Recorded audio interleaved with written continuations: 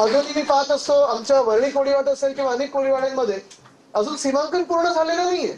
आपण अनेक बैठका घेतल्या, आपण ते काम पुढे नेलं होतं, पण सीमांकन पूर्ण झालेलं नाही. काही काही ठिकाणी एसआरचा देखील दर्जा दिला जातो. त्याला आपला विरोध आहेच.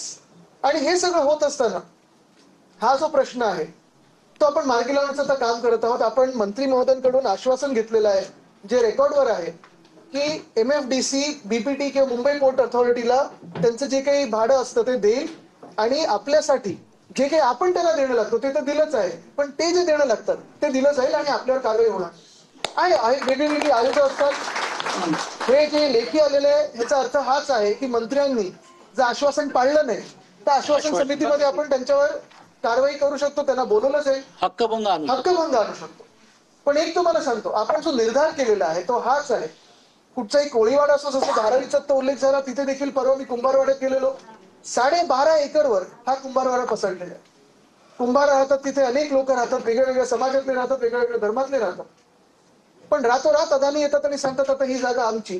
आणि कुंभारवाड्यातल्या देखील लोकांचा हाच प्रश्न आहे, ही जागा तुमची असेल मग आम्ही 3, 4, 5 पिढ्याचे इथे राहत आहोत, आमची जागा कुठली? हा बेसिक प्रश्न आहे, त्याला काही उत्तर आलेलं नाहीये.